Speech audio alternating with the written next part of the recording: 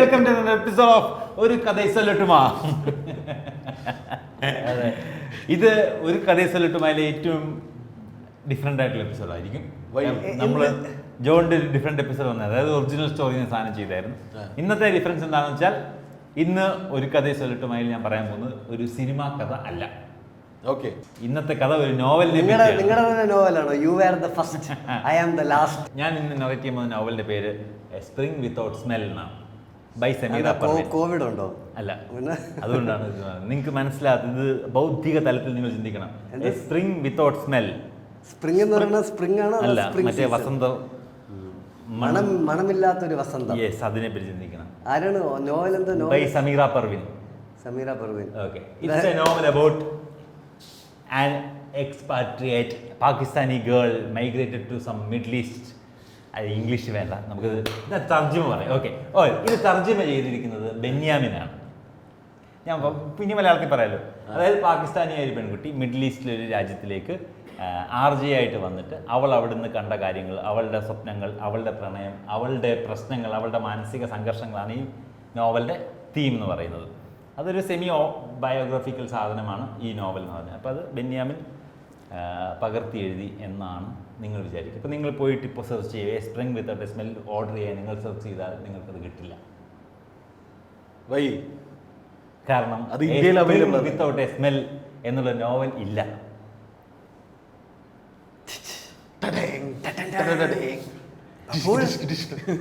Okay, ഇനി ഞാൻ യഥാർത്ഥ കാര്യം പറയാം. ബെന്യാമിൻ്റെ ഒരു കോൺസെപ്റ്റാണിത്. ബെന്യാമിൻ്റെ ഒരു ട്വിൻ നോവൽ 2014 ഇറക്കി. ട്വിൻ നോവൽ, അതായത് 2 നോവലുകൾ. അതിലൊന്നാണ് spring without a smell by Sameera Parveen. അതായത് അത് മലയാളത്തിലേക്ക് എഴുതുമ്പോൾ മുല്ലപ്പൂ നിറമുള്ള പകലുകൾ എന്നുള്ള പേരിലൊരു നോവലും അൽ അറേബ്യൻ ഫാക്ടറി എന്ന പേരിലൊരു നോവലും ബെന്യാമിൻ എഴുതി. ഈ മുല്ലപ്പൂ നിറമുള്ള പകലുകൾ ഒരു സമീറ പർവീൻ എന്നൊരു പെൺകുട്ടി സ്പ്രിംഗ് വിത്തൗട്ട് എ സ്മെൽ എന്ന പേരിൽ നോവൽ എഴുതിയത് ഒരു കോൺട്രാവേഴ്സി ആയ നോവലാണ് എന്ന് ബെന്യാമിൻ കരുതി ബെന്യാമിൻ നോവൽ ക്രിയേറ്റ് ചെയ്തു. ഈ നോവലിനെ അറൗണ്ടായിട്ടൊരു കഥകളും സംഭവ വികാസങ്ങളും അത് വരുന്നൊരു നോവലാണ് അൽ അറേബ്യൻ നോവൽ ഫാക്ടറി. ഈ 2 കൃതികളും ബെന്യാമിൻ്റെ തന്നെയാണ്. പക്ഷേ അതിൻ്റെ കോൺസെപ്റ്റ് ഇങ്ങനെയാണ്. ആ ഒരു നോവൽ ബെന്യാമിൻ പരിഭാഷപ്പെടുത്തിയതാണെന്നും ഈ നോവലിന് അറൗണ്ടായിട്ടുള്ള കഥയാണ് 2ാമത്തെ നോവലെന്നും, പക്ഷേ ഇത് 2 ഒറ്റ നോവലായിട്ട് ഒരേ വർഷം ഇറങ്ങുകയും ഇത് ട്വിൻ നോവൽ എന്നറിയപ്പെടുകയും ഈ 2 നോവലുകൾ തമ്മിൽ കണക്ഷൻസ് ഉണ്ട്. അത് ഈ കണക്ഷൻസ് ആണ്. ആദ്യത്തെ യൂണിവേഴ്സ് ആണല്ലേ നോവൽ യൂണിവേഴ്സ്. ഇതൊരു നോവൽ യൂണിവേഴ്സ് ആണ്. ആൻഡ് ഈ യൂണിവേഴ്സിന്റെ പ്രത്യേകത എനിക്ക് തോന്നിയത്, ഈ 2 നോവലുകൾ നിങ്ങൾക്ക് ഇൻഡിപെൻഡൻ്റ്ലി വായിക്കാം. നിങ്ങൾക്ക് ഇത് ഇൻഡിപെൻഡൻ്റ്ലി വായിക്കാം, ഒരു പ്രശ്നവും ഉണ്ടാകാതെ. നിങ്ങളുടെ വായന ആസ്വാദനത്തെ ഒരു രീതിയിലും ബാധിക്കാത്തത് ഇത് ഇൻഡിപെൻഡൻ്റ്ലി വായിക്കാം. മുല്ലപ്പൂ നിറമുള്ള പകലുകൾ മാത്രം വായിക്കാം. ബെന്യാമിൻ എനിക്ക് അത്ര പുള്ളീനെ അത് ഞാൻ വായിച്ചിട്ടില്ല. പുള്ളിക്ക് എന്താണ് ഈ ഗൾഫുമായിട്ട് ഇത്ര കണക്ഷൻ? എനിക്ക് തോന്നുന്നു ആള് ചിലപ്പോൾ പ്രവാസി ആയിരുന്നിരിക്കും. പ്രവാസി ആയിരുന്നിരിക്കും, അല്ലെങ്കിൽ ഒരുപാട് സുഹൃത്തുക്കൾ ഉണ്ടായിരുന്നതിന്റെ ബേസിലാവും. ബെന്യാമിൻ അറിയാത്ത ആരും കാണത്തില്ല. ആടുജീവിതം ഓഫ് കോഴ്സ് എല്ലാവർക്കും അറിയാവുന്ന പേര്. പിന്നെ അതുപോലെ പുള്ളി ഒരുപാട് പോപ്പുലർ റൈറ്റിംഗ്സ് ഉണ്ട്. അതിൽ ഞാൻ റീസെൻ്റ്ലി വായിച്ച പുള്ളിക്കാരൻ്റെ നോവൽസ് ആണ് ഇത് 2. ഞാൻ 2 വായിച്ചു. അപ്പോൾ ഈ 2 നോവലിനും ഇൻഡിപെൻഡൻ്റ്ലി അതിനെ നിങ്ങൾക്ക് വായിക്കുക, ഒരു പ്രശ്നവുമില്ല. പക്ഷേ ഈ 2 നോവലും നിങ്ങൾക്ക് 2 ഓർഡറിൽ വായിക്കാം. നിങ്ങൾക്ക് ആദ്യം മുല്ലപ്പൂ നിറമുള്ള പകലുകൾ, അതായത് spring without a smell by Sameera Parveen എന്നുള്ളതിൻ്റെ പകർത്തി എഴുതി അല്ലെങ്കിൽ തർജ്ജിമ എന്ന് പറയുന്ന നോവൽ ആദ്യം വായിക്കാം. അത് വായിച്ചിട്ട് അൽ അറേബ്യൻ നോവൽ ഫാക്ടറി വായിക്കാം. തിരിച്ച് അൽ അറേബ്യൻ നോവൽ ഫാക്ടറി ആദ്യം വായിക്കാം, എന്നിട്ട് തിരിച്ച് വന്നിട്ട് ഈ മുല്ലപ്പൂ നിറമുള്ള പകലുകൾ വായിക്കാം. ഇത് 2 ഓർഡറിൽ വായിച്ചാൽ നിങ്ങൾക്ക് കിട്ടുന്ന എക്സ്പീരിയൻസ് 2 ആയിരിക്കും. പക്ഷേ ഇത് നിങ്ങൾക്ക് ഒന്നേ ഇല്ല. പക്ഷെ അങ്ങനെ വായിച്ചിട്ട് കാര്യമില്ല. നിങ്ങൾക്ക് ആ ഓരോ എക്സ്പീരിയൻസ് ജീവിതത്തിൽ അനുഭവിക്കാൻ പറ്റത്തുള്ളൂ. കാരണം നമ്മൾ ഒരുപാട് ഒരെണ്ണം വായിച്ചു കഴിഞ്ഞാൽ പിന്നെ അത് കിട്ടത്തില്ല. സോ നിങ്ങൾക്ക് ഈ ഓർഡറിൽ വന്ന ഒരു എക്സ്പീരിയൻസ് കിട്ടും, ഈ ഓർഡറിൽ വന്ന എക്സ്പീരിയൻസ് കിട്ടും. എനിക്ക് തോന്നിയത്, ഞാൻ ഈ ഓർഡറിൽ വായിച്ചത് മുല്ലപ്പൂ നിറമുള്ള പകലുകൾ ആദ്യം വായിച്ചിട്ടാണ് ഞാൻ അറേബ്യൻ നോവൽ ഫാക്ടറി വായിച്ചത്.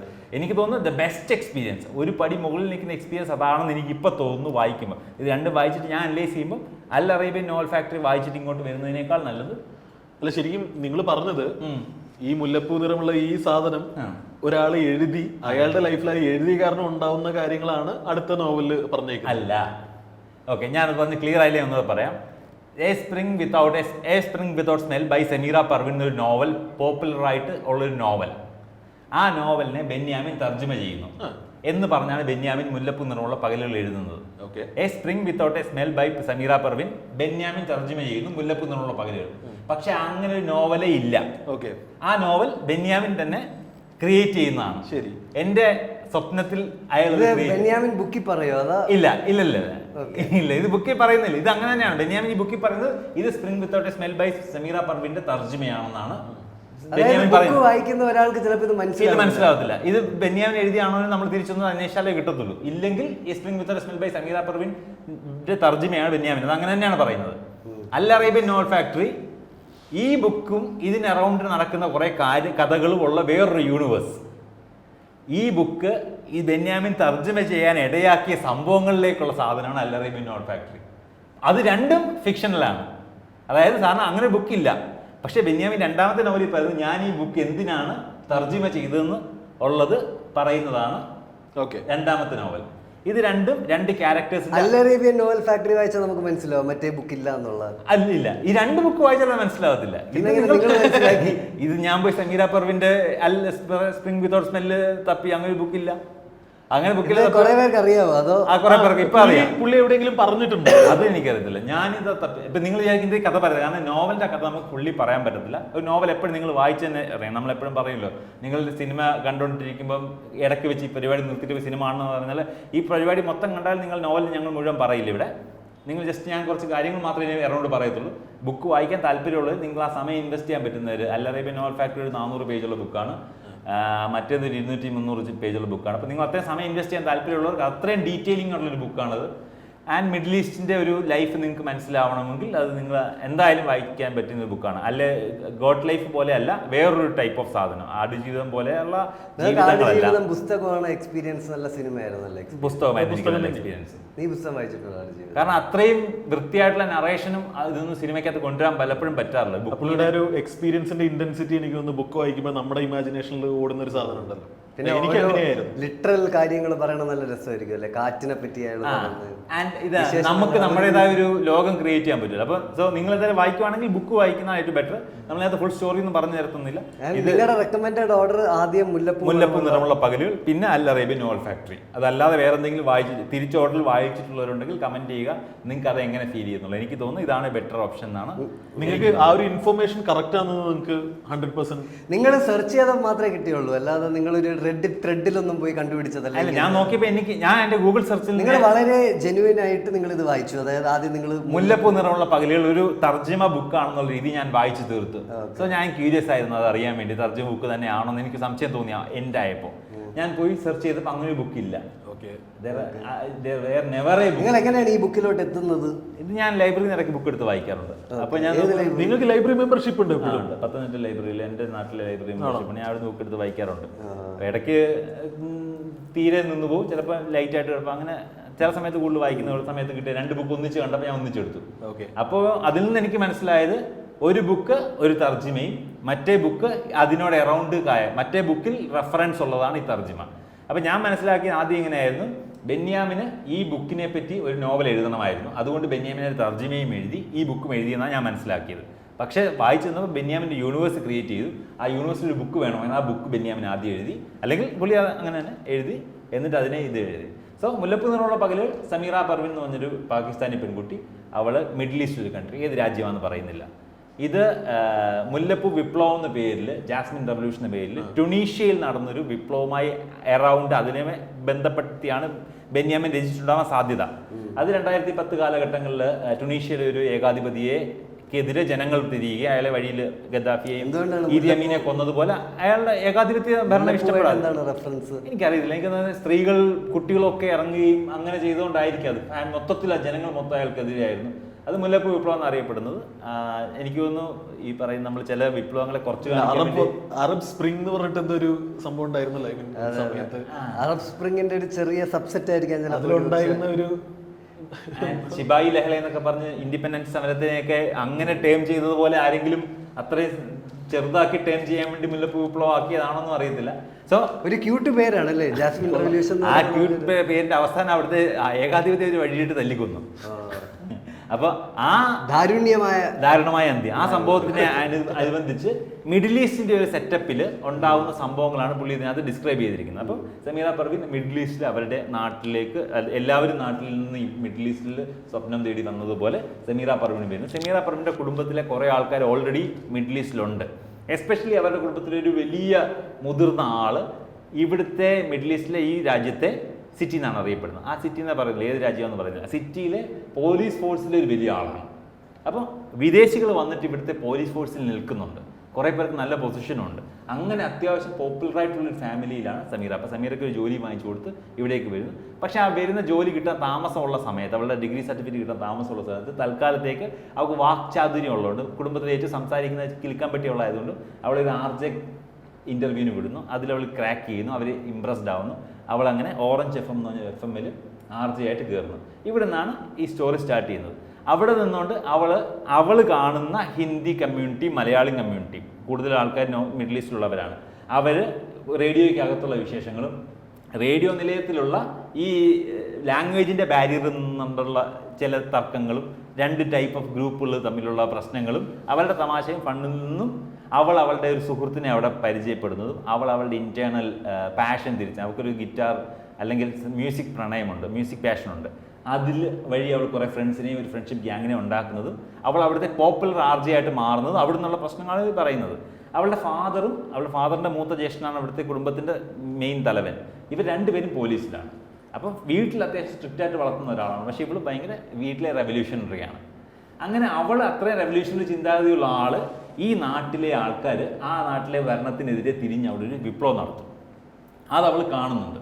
അവളത് കാണുമ്പോൾ ആദ്യം അവളത് കാണുന്നത് RJയുടെ കണ്ണിൽ കൂടെയും, പിന്നെ അവൾ കാണുന്നത് ഭരണാധികാരികളെ എതിർക്കുന്ന ഒരു സിസ്റ്റം. ശരിക്കും ഇത് ഇത്രയും ഇങ്ങനെ ഇവിടുത്തെ കുഴപ്പം, നമ്മൾ കാണുന്ന മിഡിൽ ഈസ്റ്റിലെ പല രാജ്യങ്ങളും ഓയിൽ വെൽത്ത് കൊണ്ട് റിച്ചാണ്, എല്ലാവരും ഹാപ്പി ആണല്ലോ, പിന്നെ എന്തിനാണ് ഇവിടെ പ്രൊട്ടസ്റ്റ് നടക്കുന്നതെന്നും ഉള്ള അവളുടെ സാധാരണ ചിന്താഗതിയും, പിന്നെ അവൾ അതിനെ അറിയാൻ ശ്രമിക്കുന്നത് എന്താണ് ശരിക്കും മിഡിൽ ഈസ്റ്റിൽ ഇവിടെ നടക്കുന്ന പ്രശ്നങ്ങൾ, എന്തിനാണ് ഇവർ ആൾക്കാർ ഭരണാധികാരിക്കെതിരെ, എല്ലാം കൊടുക്കുന്ന ഭരണാധികാരിക്കെതിരെ, നമ്മൾ കാണുമ്പോൾ എല്ലാ സൗകര്യങ്ങളുള്ള ഭരണാധികാരിക്കെതിരെ, സിറ്റി ഓഫ് ജോയ് എന്നൊക്കെ അറിയപ്പെടുന്ന സിറ്റിയിലെ ഭരണാധികാരിക്കെതിരെ എന്തിനാണ് ഇവർ വിപ്ലവം നടത്തുന്നതെന്നും അവരന്വേഷിക്കുന്നതും അതിൻ്റെ ന്യായമുണ്ടല്ലോ എന്ന് ഇവർക്ക് തോന്നുന്നതുമാണ് ഈ സ്റ്റോറി പോകുന്നത്. ഈ സ്റ്റോറി പോയി ഇത് എങ്ങനെ എൻഡ് ചെയ്യുന്നൊക്കെ നിങ്ങളത് വായിച്ച് മനസ്സിലാക്കണം. ഇത് ആ നോവൽ അതിൻ്റേതായ രീതിയിൽ എൻഡ് ചെയ്യുമ്പോൾ നമുക്കൊരു ഹുക്ക് ഇട്ടിട്ടാണ് ഇപ്പോൾ എൻഡ് ചെയ്യുന്നത്. ഈ നോവൽ എൻഡ് ചെയ്യുമ്പോൾ സ്വാഭാവികമായി ഞാൻ ഗൂഗിൾ സെർച്ച് ചെയ്യാൻ കാരണം അതാണ്. ഓക്കെ, ഇത് കംപ്ലീറ്റ് ആയില്ലല്ലോ, ഇവിടെ എന്താണ് സംഭവിച്ചതെന്ന് നോക്കുമ്പോൾ അതിൽ തന്നെ പറയുന്നുണ്ട്. ഈ നോവൽ ഞാൻ തർജ്ജമ ചെയ്യാൻ കാര്യം ബെന്യാമിൻ പറയുന്നുണ്ട്. എൻ്റെ ഒരു സുഹൃത്ത് പ്രതാപ് എന്ന് പറഞ്ഞ ഒരാൾ ഞങ്ങളൊരിടത്ത് മീറ്റ് ചെയ്തു, ഞങ്ങൾ തമ്മിൽ മിഡിൽ ഈസ്റ്റിൽ സംസാരിച്ചു. അയാൾ എന്നോട് എന്തുകൊണ്ടാണ് മിഡിൽ ഈസ്റ്റിലെ പ്രശ്നങ്ങളെപ്പറ്റി നിങ്ങൾ എഴുതാത്തതെന്ന് ചോദിച്ചു. ആടുജീവിതം പോലെയുള്ള അല്ല, ഈ വിപ്ലവം സാധാരണ മലയാളിയുടെ പ്രശ്നമല്ല. നിങ്ങൾ ഇവിടെ കണ്ടു മലയാളിയുടെ പ്രശ്നം നിങ്ങൾ പറഞ്ഞു, പക്ഷേ ഇവിടെ ഈ പറയുന്ന വലിയൊരു കോൺഫ്ലിക്റ്റ് നടക്കുന്നുണ്ട്, റിലീജിയസ് ആയിട്ടുള്ള കോൺഫ്ലിക്റ്റ്, പൊളിറ്റിക്കൽ ആയിട്ടുള്ള കോൺഫ്ലിക്റ്റ്. ഇതിനെപ്പറ്റി നിങ്ങൾ എന്താ എഴുതാത്തെന്ന് ചോദിക്കുമ്പോൾ ബെന്യാമിൻ്റെ ന്യായമായിട്ട് ബെന്യാമിൻ പറഞ്ഞു അയാളുടെ അടുത്ത്, എൻ്റെ നാട്ടിലെ ആൾക്കാർ ഇവിടെ ജീവിക്കുന്നുണ്ട്, അപ്പം ഞാൻ ഇതിനെപ്പറ്റി എഴുതിയൊരു കോൺട്രവേഴ്സി ഉണ്ടാക്കി അവർക്കും മലയാളികളെ മൊത്തത്തിൽ അങ്ങനെ ഒരു ബാഡ് സൈഡിൽ കാണിക്കാൻ താല്പര്യപ്പെടുന്നില്ല, എൻ്റെ ജനതയോട്ടുള്ള ചിലപ്പോൾ ഒരു കമ്മിറ്റ്മെൻറ്റ് കൊണ്ടായിരിക്കും ഞാൻ എഴുതാത്തെന്ന് പറഞ്ഞാൽ പ്രതാപ് തിരിച്ച് അയാളെ പുച്ഛിക്കുന്നു. നിൻ്റെ ജനത എന്നുള്ള ഒരു കമ്മിറ്റ്മെൻറ്റ് ഒരാൾക്ക് അങ്ങനെ തോന്നി, എൻ്റെ ജനത എന്ന് പറഞ്ഞ തരംതിരിവൊരു എഴുത്തുകാരന് തോന്നിയാൽ തീർന്നു എന്ന് പറഞ്ഞാൽ അയാളെ പുച്ഛിച്ച് അവർ തമ്മിലൊരു സ്പർദ്ധയിൽ പിരിഞ്ഞുപോയി. എന്നിട്ട് വർഷങ്ങൾക്ക് ശേഷം ഈ പ്രതാപിന് ഒരു നോവൽ എഴുതാൻ വേണ്ടി ഒരു ഗോസ്റ്റ് റൈറ്ററിനെ ആവശ്യം വരുന്നു. അയാൾ അന്വേഷിച്ച് വരുമ്പോൾ ഒരു സുഹൃത്ത് കണക്ട് ചെയ്ത് എൻ്റെ ഒരു ഫ്രണ്ട് ഉണ്ടെന്ന് പ്രതാപിനെ വിളിച്ചുകൊണ്ട് വരുന്നത് ബെന്യാമിനിലേക്കാണ്. ആ ബെന്യാമിൻ തിരിച്ചു പുച്ഛിക്കുന്നു, നിങ്ങളുടെ എഴുത്തിന് ഇപ്പം ഞാൻ എഴുതണം, അല്ലേ നിങ്ങൾക്ക് തന്നെ എഴുതിക്കൂടെ എന്ന് പറയുന്നത്. അപ്പോൾ പ്രതാപൻ ഒരു ബുക്ക് കൊടുക്കുന്നു. ഇത് നിങ്ങളോട് അന്ന് ഞാൻ പറഞ്ഞില്ലേ കമ്മ്യൂണിറ്റിയെ പറ്റി എഴുതാൻ, ഇവിടുത്തെ പ്രശ്നങ്ങളെ പറ്റി എഴുതാൻ, അതൊരു പെൺകുട്ടി എഴുതിയതാ, ഇത് നിങ്ങൾ എഴുതാൻ നോവലാണ്, സ്പ്രിംഗ് വിത്തൗട്ട് സ്മെൽ വായിക്കുന്നു പറയാൻ. അത് വായിച്ചിട്ട് ബെന്യാമിനാണെങ്കിൽ ഞാനിത് എഴുതേണ്ടതായിരുന്നു, എനിക്ക് എൻ്റെ റൈറ്റ്സ് വേണം, ഞാനിത് തർജ്ജമ ചെയ്തിട്ടെന്ന് ഇരിക്കുന്നത്. അപ്പോൾ ഓൾറെഡി പ്രതാപൻ അതിൻ്റെ റൈറ്റ്സ് കരസ്ഥമാക്കി കഴിഞ്ഞു. അപ്പോൾ പ്രതാപ് റൈറ്റ്സ് കിട്ടത്തുള്ളൂ. അപ്പോൾ പ്രതാപൻ പറഞ്ഞ എൻ്റെ റൈറ്റ്സ് ഞാൻ നിങ്ങൾക്ക് തരാം, പക്ഷേ എൻ്റെ നോവൽ നിങ്ങൾ ഗോസ്റ്റ് റൈറ്റ് ചെയ്യണമെന്ന് പറയുന്നു. അങ്ങനെ ഇതിൻ്റെ പരിഭാഷ കിട്ടാൻ വേണ്ടി പ്രതാപൻ്റെ കഥ എഴുതാൻ ബെന്യാമിൻ തീരുമാനിക്കുന്നു, പ്രതാപന് വേണ്ടി ഗോസ്റ്റ് റൈറ്റ് ചെയ്യുന്നു. ഇതാണ് ഇതിൻ്റെ കോൺസെപ്റ്റ്. അങ്ങനെ ആ പ്രതാപൻ്റെ കഥയാണ് അൽ അറേബ്യൻ നോവൽ ഫാക്ടറി. ശരിക്കും ഈ രണ്ടും ബെന്യാമിന്റെ ക്രിയേഷൻ ആണ്. പ്രതാപനും ബെന്യാമിന്റെ ആയിരിക്കാം. അൽ അറേബ്യൻ നോവൽ ഫാക്ടറിയുടെ കഥ എന്താണെന്ന് വെച്ചാൽ, പ്രതാപ് എന്ന് പറഞ്ഞ ഒരാൾ കാനഡ ടൊറന്റോ സൺഡേയിൽ വർക്ക് ചെയ്യുന്ന ഒരു ജേർണലിസ്റ്റ്. അവിടുത്തെ കനഡിയൻ പൗരനുമാണ് അയാൾ, മലയാളിയാണ്, കനഡിയൻ പൗരനാണ്, ടൊറന്റോ സൺഡേയിൽ വർക്ക് ചെയ്യുന്ന ആള്. അവർക്കൊരു വലിയ ഇന്റർനാഷണൽ ഓഫർ വരുന്നു. ഒരു അമേരിക്കൻ എഴുത്തുകാരന് വേണ്ടി മിഡിൽ ഈസ്റ്റിന്റെ ജീവിതം പഠിക്കാൻ വേണ്ടി റിസർച്ച് പോകാൻ വേണ്ടി ഒരു ടീമിനെ ഫോം ചെയ്യണം. അവർക്ക് കൊട്ടേഷൻ. ആ റിസർച്ച് ടീമിന്റെ ഭാഗമായിട്ട് പ്രതാപൻ മിഡിൽ ഈസ്റ്റിലെ ഒരു സിറ്റി സെലക്ട് ചെയ്യുന്നു.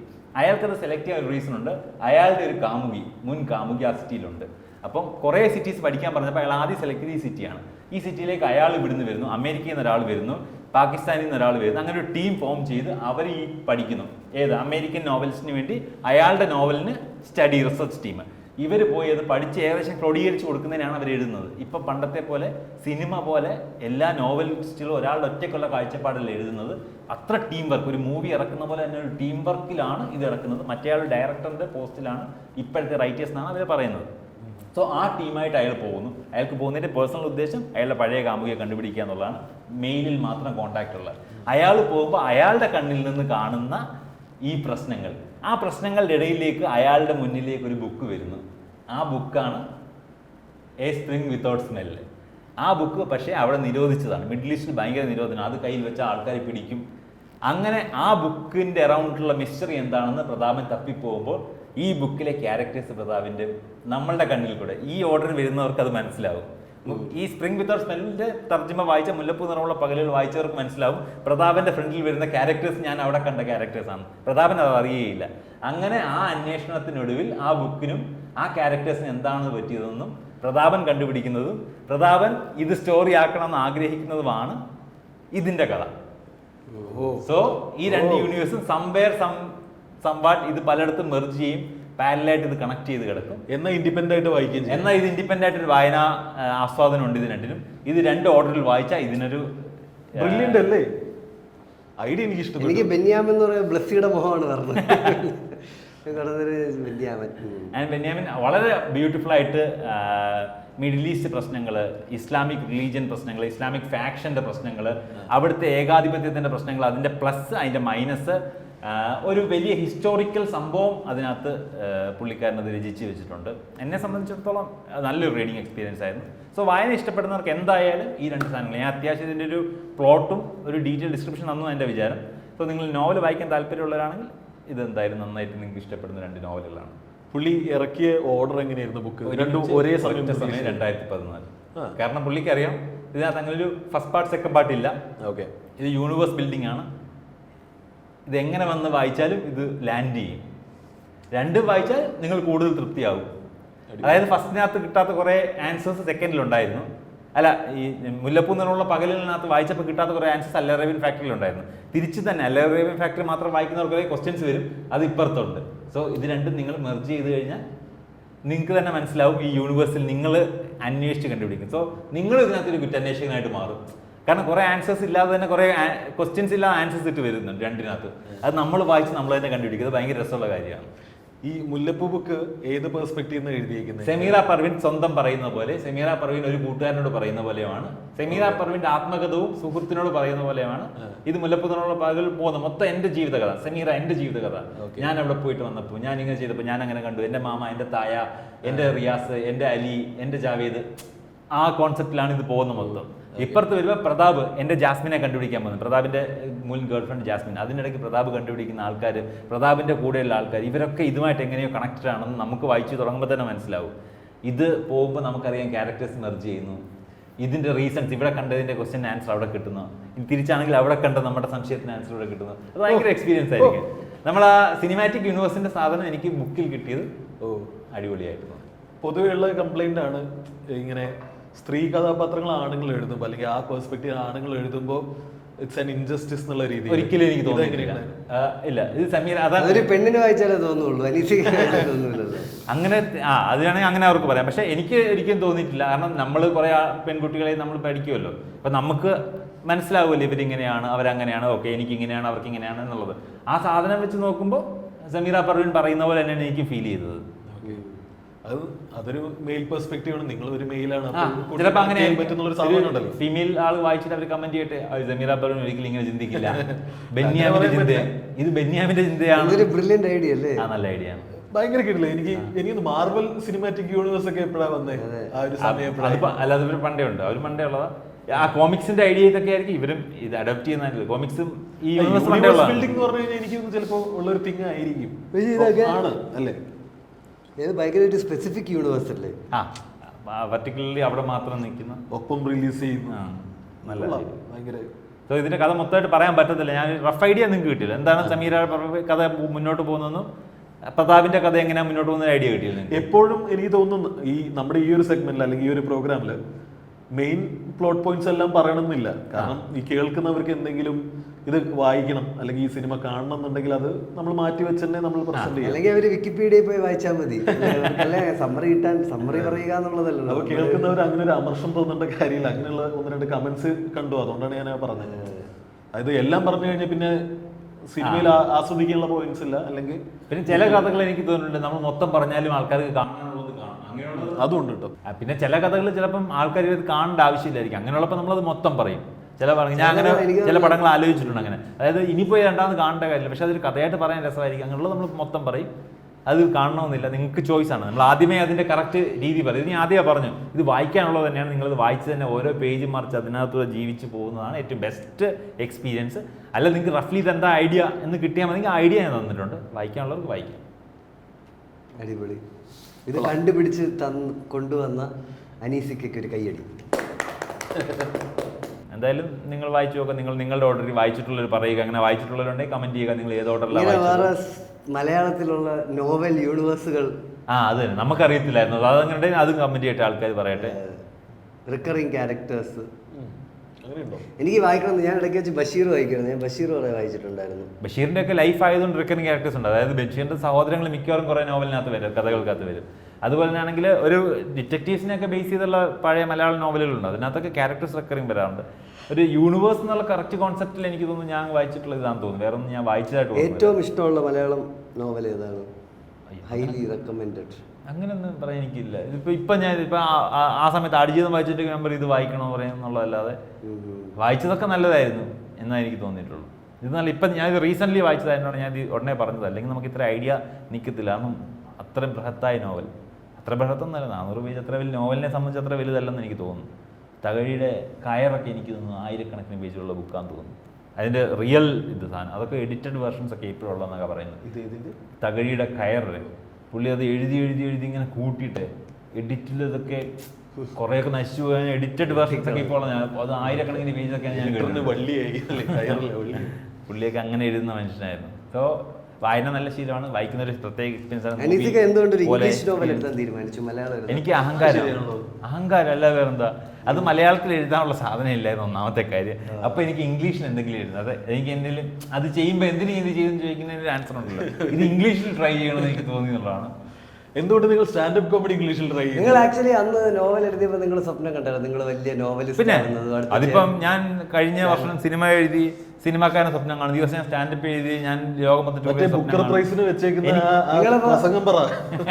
ഞാൻ എല്ലാത്തിനും കറക്റ്റായ സ്വപ്നം കണ്ട് തന്നെ പോകുന്നു. നിങ്ങൾ അന്ന് കണ്ട സ്വപ്നം എന്താണ്? ഈ നോവൽ ഇറങ്ങുന്നു, നോവൽ മൾട്ടിപ്പിൾ ലക്ഷങ്ങളുടെ കോപ്പി വിറ്റ് പോകുന്നു, പിന്നെ ഞാൻ സെലിബ്രിറ്റി, ഞാൻ ഓടി നടന്ന് അടുത്ത നോവൽ എഴുതുന്നു, പിന്നെ ഇത് സ്ക്രിപ്റ്റ് വിൽക്കുന്നു. സ്വാഭാവികമായി സിനിമയാക്കണമല്ലോ, അതാണല്ലോ ചേതൻ ഭഗത്തും ചെയ്യുന്നത്. അപ്പൊ ഞാൻ തന്നെ റോൾ മോഡൽ അല്ല അന്നതാ ചേതൻ ഭഗത്തിന്റെ ഏതോ 1002-3 ഇങ്ങനെയല്ലേ ഒരാള് വന്നിട്ട് ഇയാളുടെ അടുത്ത് നിന്ന് കഥ പറയുകയാണ്. ഒന്ന് രണ്ടല്ല, മിക്കവാറും എല്ലാവരും ഇങ്ങനെയാണ്.